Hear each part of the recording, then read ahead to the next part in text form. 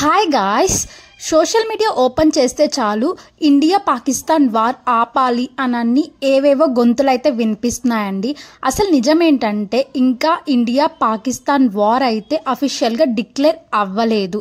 అసలు నిజమేంటి అనంటే ఏదైతే పాకిస్తాన్ అటాక్ చేస్తుందో మన మీద వాటి నుంచి మనల్ని ప్రొటెక్ట్ చేస్తున్నారు అంతే, కానీ మనం ఇంకా వార్ అయితే డిక్లేర్ చేయలేదు. ఉగ్రవాద స్థావరాల మీద అయితే మనం ఇండియా గవర్నమెంట్ అయితే అటాక్ చేసింది నిజమే, కానీ అయితే అక్కడ ఆర్మీ వాళ్ళకి అంటే పాకిస్తాన్ ఆర్మీ వాళ్ళకి ఏమీ అవ్వలేదు.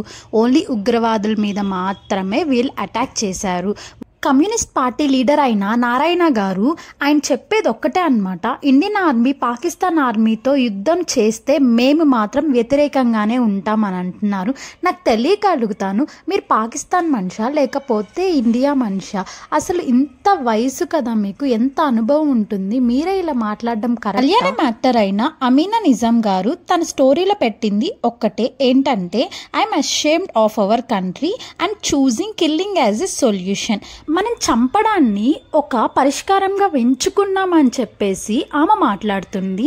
అసలు మనం ఎవరిని చంపలేదు, వాళ్ళే ఫస్ట్ మనల్ని అటాక్ చేశారు.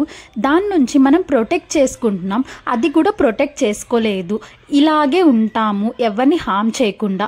అప్పుడు అక్కడ పాకిస్తాన్లో ఉన్న ఎవరో ఒక ఉగ్రవాది వచ్చేసి మళ్ళీ ఇంకో 100 మెంబర్స్ని చంపేస్తే మీకు బాగుంటుందా అండి? నాకు తెలియక అడుగుతాను. ఇండియా గురించి కానీ లేదా ఇండియన్ ఆర్మీ గురించి కానీ మీకు పర్ఫెక్ట్ న్యూస్ తెలియాలి అంటే నిజం తెలియాలి అని అనుకున్నప్పుడు fact@pib.government.in అనే వెబ్సైట్లో మాత్రమే మీరు చెక్ చేసుకోండి.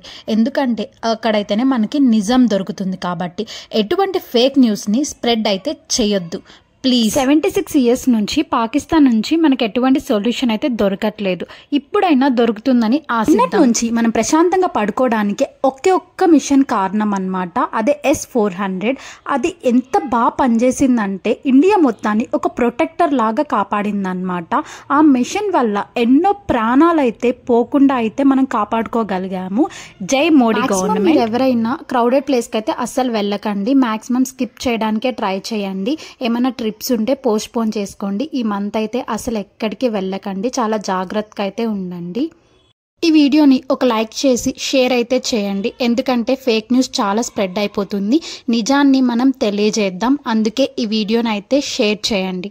జై భారత్, జై హింద్.